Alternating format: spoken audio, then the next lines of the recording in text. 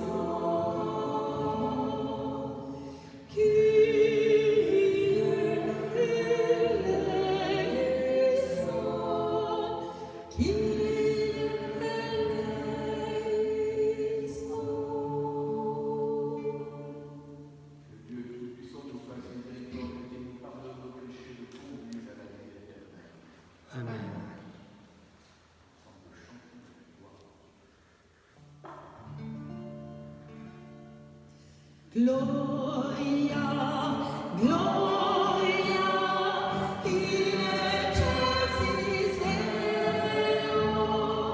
Gloria, Gloria, in excelsis Deo. Et paix sur la terre aux hommes qui l'aiment. Nous te louons, nous te bénissons.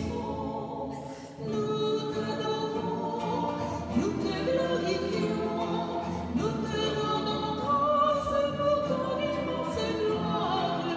Seigneur, Dieu roi du ciel, Dieu le Père tout-puissant, Seigneur Fils unique, Jésus-Christ, Seigneur Dieu, agneau de Dieu, le Fils du Père.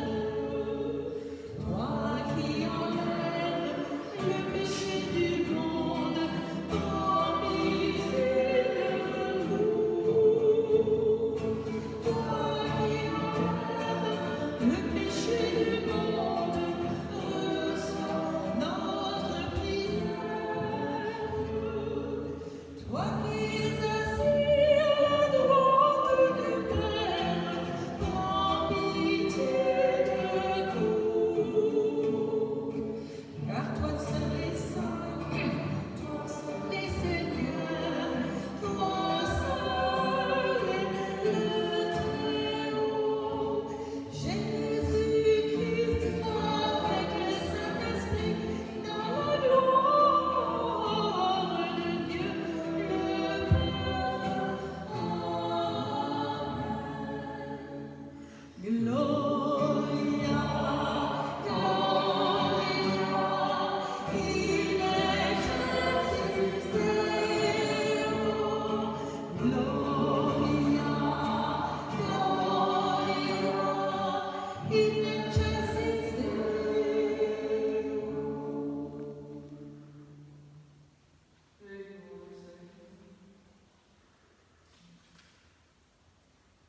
Dieu éternel, qui a de fonder de choses, dont on fait bien aimer au roi de Dieu. Fais que toute la création divine et de la série reconnaisse ta puissance et te glorifie sans fin. Par Jésus-Christ, ton Fils, notre Seigneur et notre Dieu, qui est et règne avec toi et le Saint-Esprit, maintenant et pour les siècles des siècles.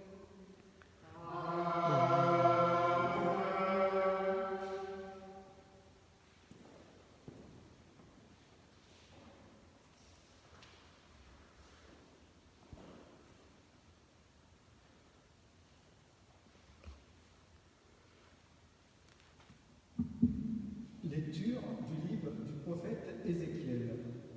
Ainsi parle le Seigneur Dieu. Voici que moi-même je m'occuperai de mes brebis et je veillerai sur elles. Comme un berger veille sur les brebis de son troupeau quand elles sont dispersées, ainsi je veillerai sur mes brebis et j'irai les délivrer dans tous les endroits où elles ont été dispersées, où un jour de nuages et de sombres nuées. C'est moi qui ferai reposer, oracle du Seigneur. La brebis perdue, je la chercherai. L'égarée, je la ramènerai. Celui qui est blessé, je la panserai. Celle qui est malade, je lui rendrai des forces. Celle qui est grasse et vigoureuse, je la garderai, je la ferai paître selon le droit. Et moi, mon troupeau, ainsi parle le Seigneur Dieu. Voici que je vais juger entre brebis et brebis, entre les béliers et les boucs. Parole du Seigneur. Grâce à Dieu.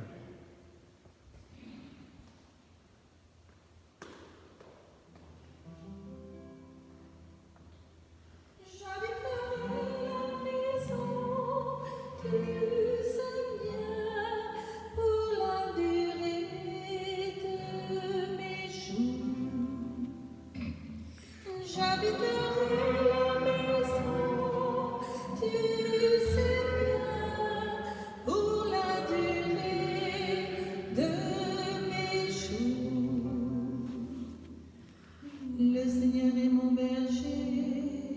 Je ne manque de rien. Sur des prés d'herbes fraîches, il me fait reposer. J'habiterai la maison du Seigneur pour la durée de mes jours. Il me mène vers les eaux tranquilles et me fait revivre. Il me conduit par le juste chemin pour l'honneur de son nom. J'habiterai la maison du Seigneur pour la durée de mes jours.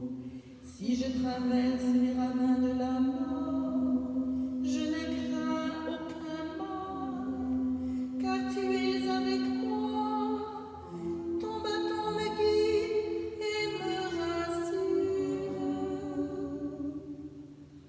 J'habiterai la maison du Seigneur pour la durée de mes jours. Tu prépares la table pour moi devant mes ennemis. Tu répands le parfum sur ma tête. Ma coupe est débordante.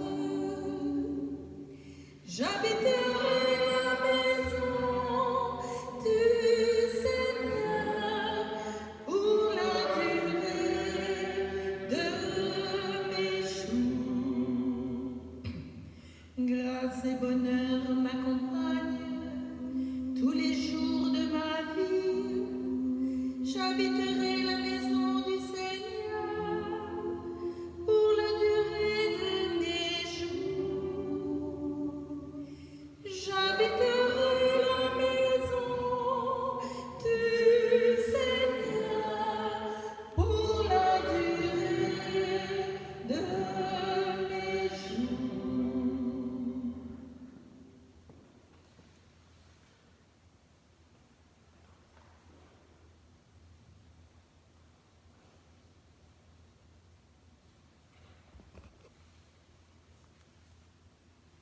Lecture de la première lettre de saint Paul apôtre aux Corinthiens. Frères, le Christ est ressuscité d'entre les morts, lui premier ressuscité parmi ceux qui se sont endormis. Car la mort étant venue par un homme, c'est par un homme ainsi que vient la résurrection des morts. En effet, de même que tous les hommes meurent en Adam, de même, c'est dans le Christ que tous recevront la vie, mais chacun à son rang. En premier le Christ, et ensuite, lors du retour du Christ, ceux qui lui appartiennent. Alors, tout sera achevé. Quand le Christ remettra le pouvoir royal à Dieu son Père, après avoir anéanti parmi les êtres célestes toute principauté, toute souveraineté et puissance, car c'est lui qui doit régner, jusqu'au jour où Dieu aura mis sous ses pieds tous ses ennemis. Et le dernier ennemi qui sera anéanti, c'est la mort. Et quand tout sera mis sous le pouvoir du Fils, lui-même se mettra alors sous le pouvoir du Père, qui lui aura tout soumis, et ainsi Dieu sera tout en tous. Parole du Seigneur.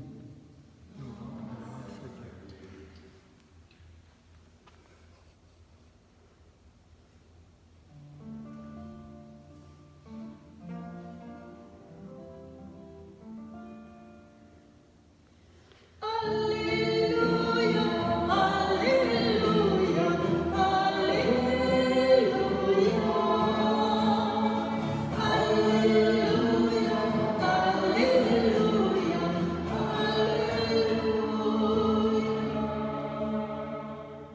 Béni soit celui qui vient au nom du Seigneur, béni soit le règne qui vient, celui de David, notre Maître. Alléluia, Alléluia,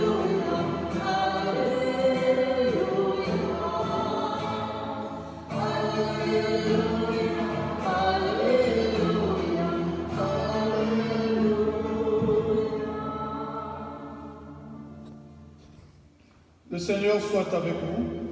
Et avec votre esprit. Bonne nouvelle de Jésus-Christ selon saint Matthieu. Gloire à toi, Seigneur. Au chapitre 25, versets 31 à 46. En ce temps-là, Jésus disait à ses disciples, « Quand le Fils de l'homme viendra dans sa gloire, et tous les anges avec lui, alors il siégera sur son trône de gloire. Toutes les nations seront rassemblées devant lui. Il séparera les hommes les uns des autres, comme le berger sépare les brebis des boucs. Il placera les brebis à sa droite et les boucs à sa gauche. Alors le roi dira à ceux qui seront à sa droite, « Venez les bénis de mon Père, recevez en héritage le royaume préparé pour vous depuis la création, la fondation du monde. Car j'avais faim et vous m'avez donné à manger. J'avais soif et vous m'avez donné à boire. J'étais un étranger et vous m'avez accueilli. J'étais nu et vous m'avez habillé. J'étais malade et vous m'avez visité. J'étais en prison et vous êtes venus jusqu'à moi. »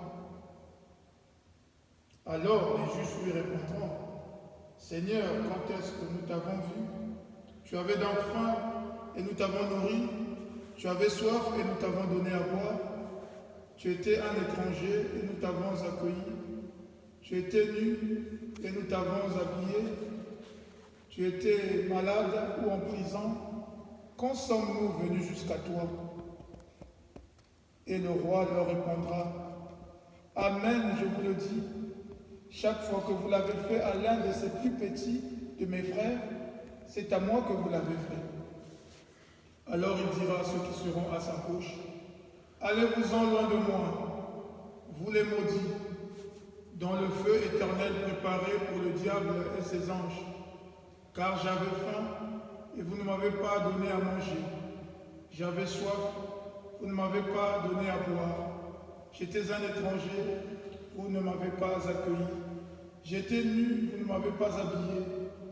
J'étais malade et en prison, vous ne m'avez pas visité. » Alors ils répondront eux aussi, « Seigneur, quand est-ce qu'avons-nous vu avoir faim, avoir soif, être nu, étranger, malade ou en prison, sans nous mettre à ton service ?» Il leur répondra, « Amen, je vous le dis, chaque fois que vous ne l'avez pas fait à l'un de ces plus petits, c'est à moi que vous ne l'avez pas fait. » Ils s'en iront, ceux-ci au châtiment éternel et les justes à la vie éternelle. Acclamons la parole de Dieu.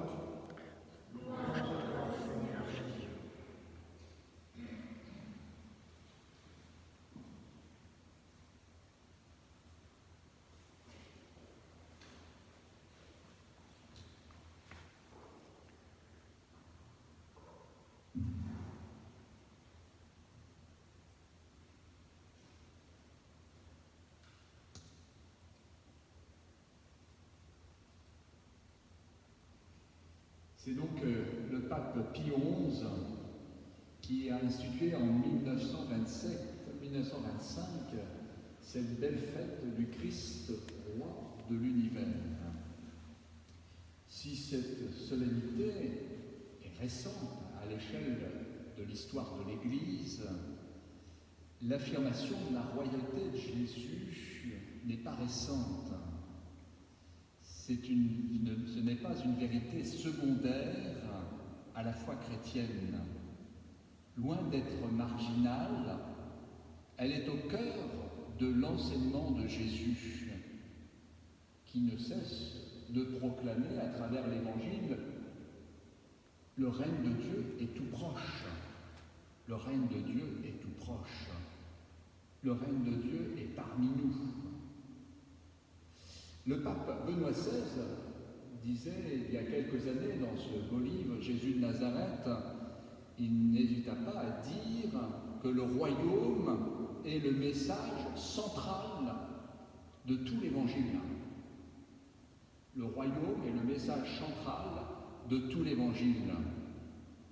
D'ailleurs, il suffit, pour s'en persuader, de lire le Nouveau Testament. 122 fois le terme, le règne de Dieu, ou le royaume, ou la royauté, est utilisé, donc 99 fois dans la bouche de Jésus. Vous voyez, sur 122 fois, 99 fois, c'est dans la bouche de Jésus que ce terme de règne, de royaume, est utilisé. Donc c'est au centre de la prédication du Christ. Je vais vous donner deux exemples simplement. En Saint Marc, au chapitre 1, vous voyez, les temps sont accomplis, le royaume de Dieu est tout proche. Ou en Saint Luc, le royaume de Dieu est au milieu de vous. Et puis nous nous rappelons tous les paraboles sur le règne de Dieu. Pensons à la graine de moutarde, au levain dans la pâte, à la semence, à la drachme perdue et retrouvée, aux vierges folles dont nous avons entendu parler, vers les vierges prévoyantes et insensées, nous avons entendu parler ces derniers dimanches. Jésus d'ailleurs ne refusera pas ce titre à Pilate. Es-tu le roi des Juifs? Et de sous-entendre, de dire, c'est toi qui le dis, mais mon royaume n'est pas de ce monde. Donc Jésus manifeste bien qu'il est le roi, mais il est le roi de l'univers. Sa royauté n'a rien à voir avec celle de l'empereur César qui règne à Rome. C'est une royauté de tout l'univers. Alors regardons de plus près les textes qui nous sont proposés en ce dimanche, en cette solennité du Christ, roi de l'univers. Eh bien, dans la première lecture, il était donné un titre à ce roi. Il est donné le titre de berger. Magnifique, ce titre de berger. Ce berger dont il était question dans la première lecture, c'est un berger qui veille sur ses brebis, qui les conduit vers de verts pâturages. Nous rappelait le psaume 22 à l'instant, et qui disait en substance, si je traverse les ravins de la mort, si je peux traverser des difficultés à travers mon existence, je sais que ton bâton me guide et me conduit. C'est le Seigneur qui nous guide, c'est lui qui nous conduit vers de verts pâturages, à la fois dans les joies, mais aussi les épreuves que nous sommes amenés à traverser, et nous en traversons une à l'heure actuelle, à travers le confinement, aussi par le manque de célébration, le manque d'Eucharistie. C'est une souffrance pour vous, pour nous aussi prêtres, de ne pas pouvoir célébrer la messe et de vous donner le Christ, parce que nous sommes faits pour donner Jésus. Le curé d'Ars avait bien conscience quand il dira à Marie-Bellus, sa maman, qu'est-ce que tu veux devenir plus tard? Je veux devenir prêtre. Pourquoi veux-tu devenir prêtre? Pour donner Jésus aux âmes, pour conduire les âmes à Jésus. C'est la mission du pasteur. Le curé d'Ars disait en substance, tous ceux qui s'approchent des sacrements ne sont pas forcément des saints, mais les saints sont toujours pris parmi ceux qui s'approchent souvent des sacrements, et le diable fait tout pour nous en éloigner. Les saints sont toujours pris parmi ceux qui s'approchent souvent des sacrements, qui reçoivent les sacrements, parce que les sacrements sont là pour sanctifier, pour nous transformer personnellement, intérieurement. C'est ce qui faisait dire à Saint Jean Chrysostome, deviens ce que tu as reçu, c'est-à-dire le corps du Christ. Si nous recevons le corps du Christ, c'est pour devenir présence du Christ au milieu du monde. Donc nous le vivons comme une souffrance, mais aussi comme une attente.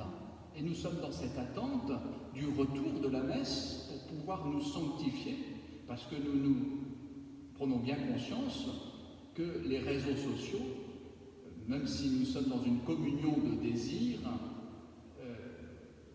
ne remplaceront jamais la messe l'Eucharistie qui est au centre et au sommet de toute vie chrétienne, comme le rappelle le Concile Vatican II. Donc, Jésus est présenté comme le bon berger, le kalos, agathos, le bon berger qui conduit ses brebis. Et s'il est le bon berger, eh bien, c'est parce que nous avons du prix à ses yeux. Et cela, ça nous est révélé à travers la Bible. Nous avons du prix aux yeux de Dieu.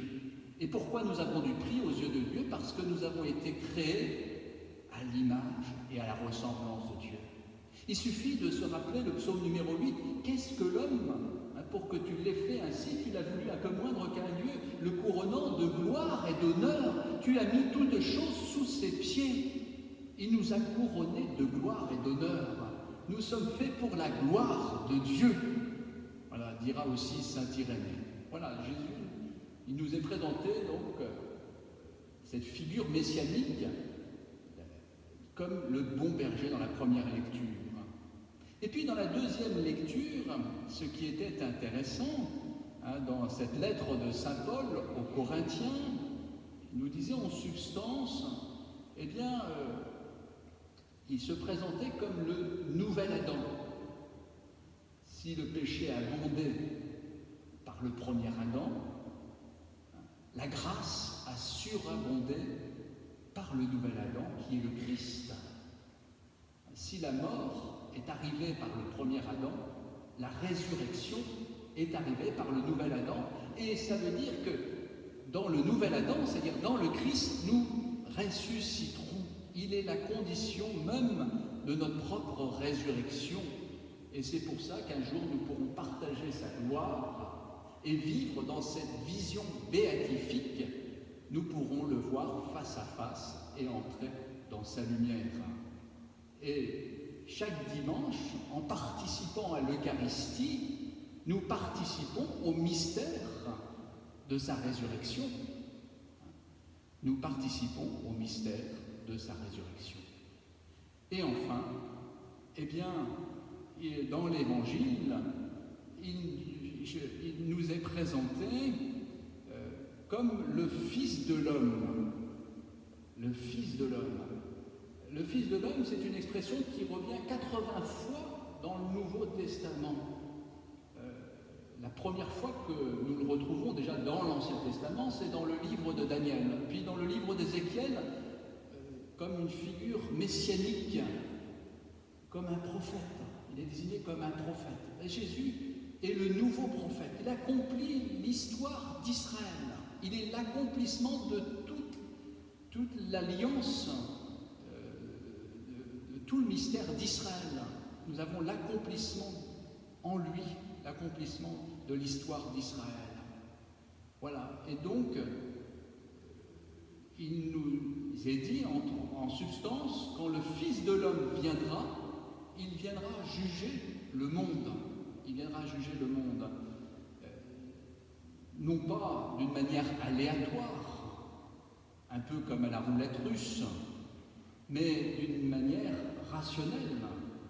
Il ne nous jugera pas selon l'apparence, il nous jugera sur le cœur, la manière dont on aura vécu, la manière dont on l'aura accueilli, à travers les petits, les pauvres, ceux qui ont faim, ceux qui ont soif, les plus fragiles.